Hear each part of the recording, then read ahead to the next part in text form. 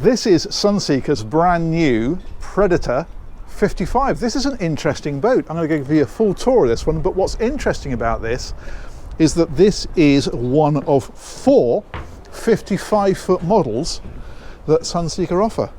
So at this size point, you've got a huge amount of choice, and I'll talk you very quickly through those by looking at this chart here. So this is the whole Sunseeker range. It's pretty impressive, as you can see. But if we look up here, we've got the Super Hawk 55. That's an open style. So we've got the cabins, of course, but it's a big open cockpit, open-sided. You can have a hard top, but it's essentially an open boat. This is the one we're looking at. It's the Predator 55. So what this is a similar hull, but we've now enclosed the deck saloon. So that becomes an air-conditioned area, but you can still open the roof. I'll show you all of that. But then there is a sport yacht version, and that is this, but with a small flybridge on top.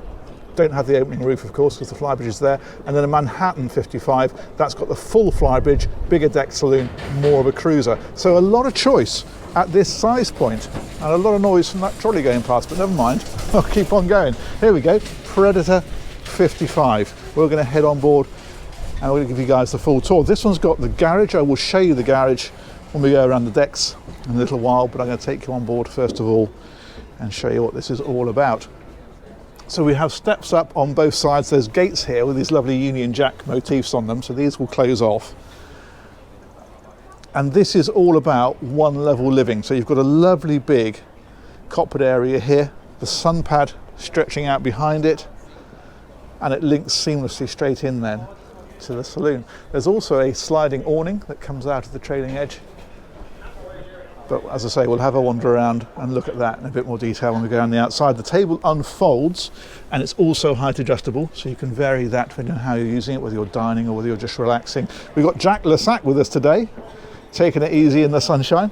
And then there's a wet bar over on this side, so this is giving us the grill underneath. Actually, wet bar is the wrong word, isn't it, because there's no sink. There's the bar over on this side, there we go. And then we've got bin in there, and there's also an ice maker tucked away in this one. There we go.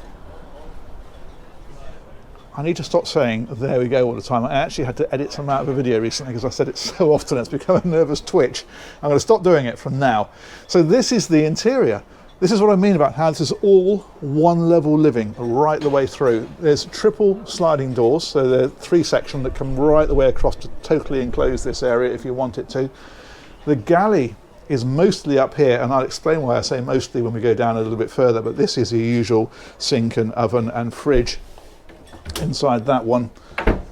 There's also shelving up here. Yeah, stemware. It's not really stemware, that is it. It wasn't any stems, but you get the drift. And I saw some crockery. I know where I saw the crockery. That's down over here. There we go, check that out. Love all this sort of stuff, it's great. That closes like so, and then cutlery I think is in this one. Yeah, there we go. Etc. This is a TV here, and you can see it's on a bracket that swings it out, depending where you want to watch it. You can either fold that flat against, or you can bring it out so you can see it better from over here. And then the helm is up forward like this, very businesslike with all these dark colours everywhere. But because it is a sports cruiser, we can open this out. So for example, there is a button over here somewhere. Where did I see that? I don't know. But this is a drop window on this side. Why can't I find the button for that? I'm sure it's really obvious when you know where it is, but the thing, oh, there we are, look. There we go. So we can open that like that. Just while we're pointing this way, IPS control, engine controls. That is remote control for the Garmin screens, which are across here. And these, of course, you can configure for navigation or instrumentation and so on. And in fact, you can do a similar thing down here with these, which are the rev counters, but you can scroll through on these and see different information. There we've got speed there. You can change that to like a compass, course over ground, rudder indicator, and so forth. And that's controlled by this little iDrive style controller over here, which is excellent. And then back here, this is the button I wanted to find. which is that one, which, if I prod it, gives us this.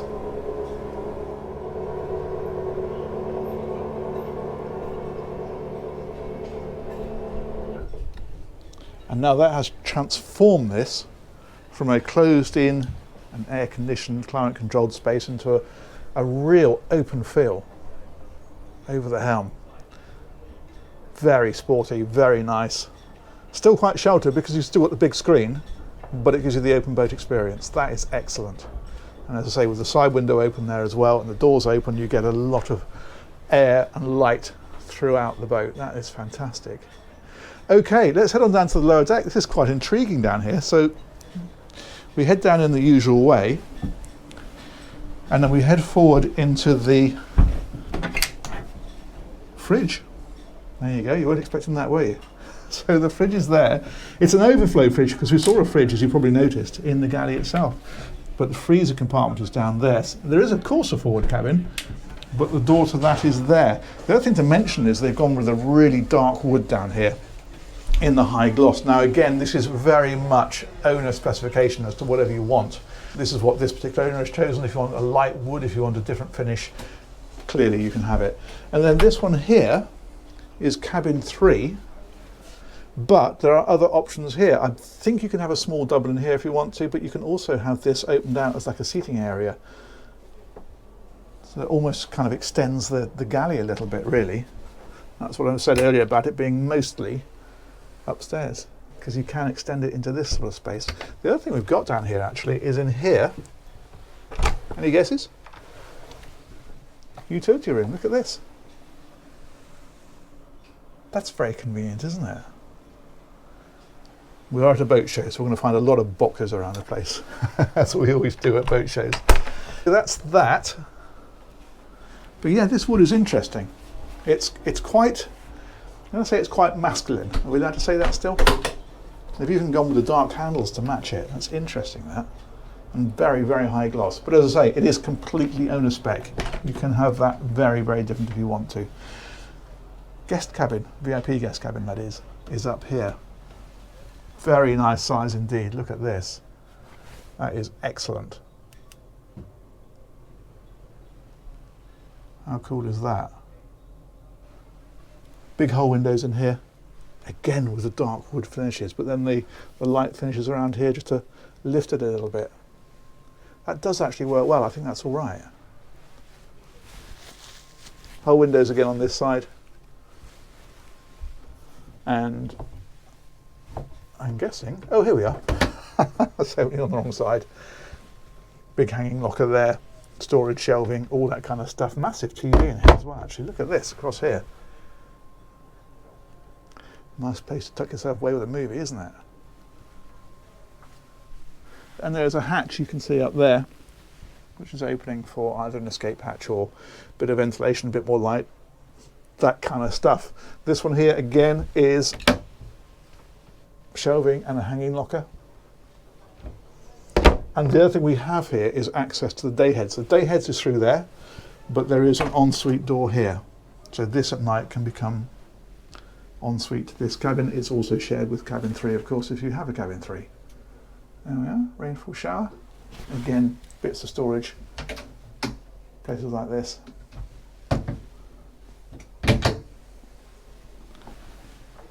All very splendid. Let's press on a bit further. This is access to engineering areas down in places like this. So if in fact, let's come right around, it's probably going to be easier. Do it from this side, there we are.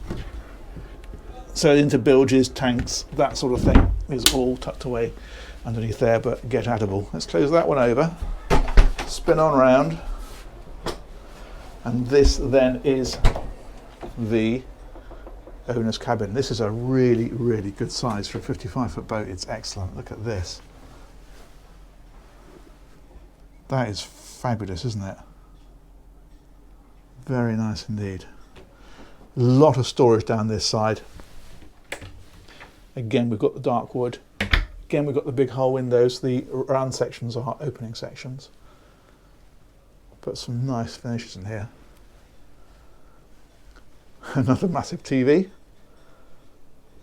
But yeah, what a cabin that is, isn't it? This is a little vanity unit underneath here. And again, just tons and tons and tons of storage. That is a big space for a 55-foot boat. That is excellent. We've got a tiny bit of flicker on the GoPro. That's not happening in real life. But yeah, there it is. What's this in here? More storage. Very good. And the hanging locker for this one is in here. Again, massive. Really good. And this, of course, has its own private ensuite. That's in here. Really big shower. The sink, mirror wave, and the loo. Again, with some nice finishes about the place. Yeah, interesting with this high gloss dark wood, isn't it?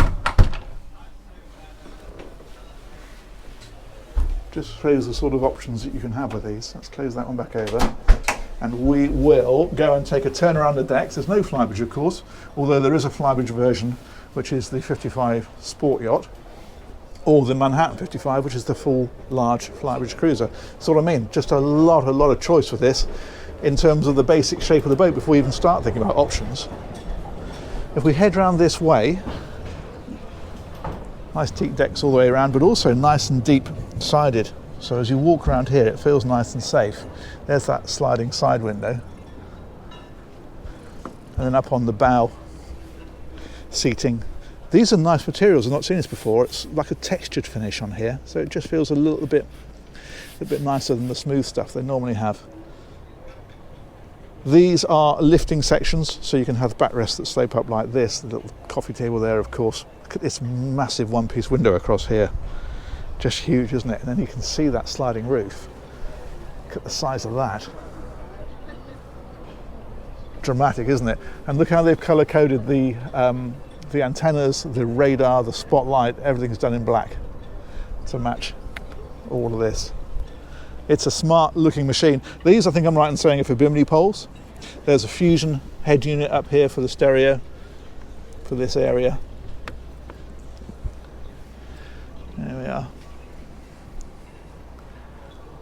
Very nice. You can see the speakers down in the bulwarks over there, one on each side, of course. And then a nice flat foredeck because they've put all the anchor handling kit underneath. Let's see if we can see that. Yeah, there we go. Superb. That's that hatch over the forward cabin. And then, of course, cleats up here. And so forth. But yeah, you can really walk all the way around this right up to the bow. Normally you're falling over the anchor handling kit up here, but they've recessed it all. That is quite the machine, isn't it? Let's wander back down this side. These are the stereo speakers I was talking about. It's sleek, isn't it? Look at this glazing. Remarkable. Okay. Look at these super cool navigation lights. I've not seen those before. Oh, it's all in the details, isn't it? Okay, that is the foredeck. Let's have a look at that garage. So for that we need the activation button, which is this one, and then we need one of these is bathing platform, one of these is garage door, and I'm not sure which is which, but I think it's that one. Let's try. No, it's not. Let's try that one. There we go. Okay, so that first one was for the high-low platform. When I pressed up and it was up, so it didn't go anywhere. That's fine.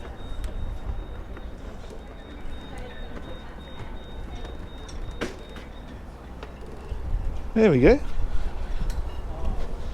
So this is the high-low platform. When this is dropped, you can bring a tender up into here. There's a winch up at that end to winch it in. It's got a bit of gear in here at the minute. And that is the control for the winch. So you have the cable that comes down to here, you hook it on, you hit the in button, and it rolls it up and in. When you launch, you hit the down button, it reverses it, rolls it out, and then you unclip it, and the cable's ready to hook back on next time you come in. I think I'm right in saying a Williams 325. You might want to check on that to be certain, but I'm fairly confident that's what that is, or will take. So a nice fun tender to go with your fun Predator 55. That's fantastic, isn't it? So as I mentioned, this is high-low, so this drops into the water out of the way. Brilliant. Okay, let's put that one back down. The last thing to talk about, I'm just going to mention actually, those are the bimini poles there, which are for that foredeck area. I'm saying with some confidence. Okay, so we're going to push this again. So we want the activation button, and then we want that one there, and that'll bring that chap back down again.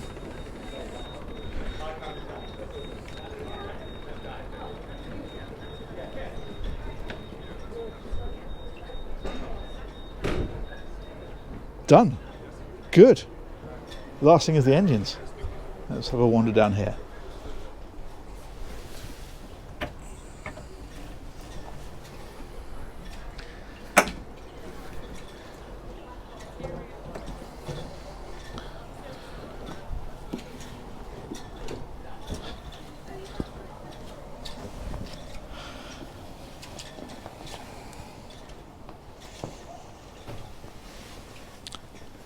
Now we are rather full of boat show detritus down here, I'm afraid, so I'm going to show you this side. The other side is very similar. Wasn't that funny? But these are a pair of Volvo Penta IPS 950s, as you've no doubt noticed for yourself. So these are going to give, you're looking at about 36 knots flat out with this one. It's quite a fast boat, cruising there for 30-ish plus or minus, that sort of area. And range at 10 knots, you're looking at about 360 miles, something of that order. But you can see the tender gouge, obviously, in the centre here drops down over these, as is always the way. But you can get round and down to the back there. You can see, in fact, down in the centre at the back, that's the Seakeeper gyro stabiliser. Generator is there as well, and then the other engine is over on that side. But we can't get to that because we're full of boxes over here. All nicely lit. Oh, lovely to look at, isn't it? I love this engineering stuff. It's really smart. But yeah, there we go. So pod drive makes it very manoeuvrable. You can see the top of the pods back there behind the engines. And that is about the size of that. Good. Right, let's come out of here.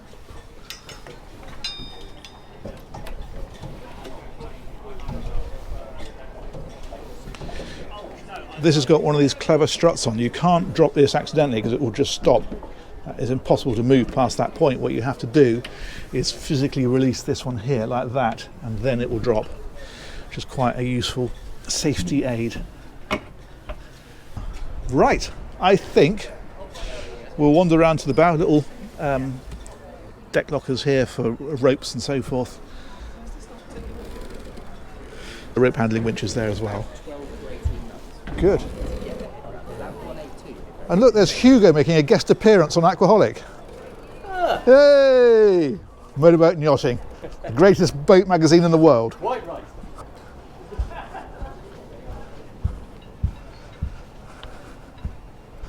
Good.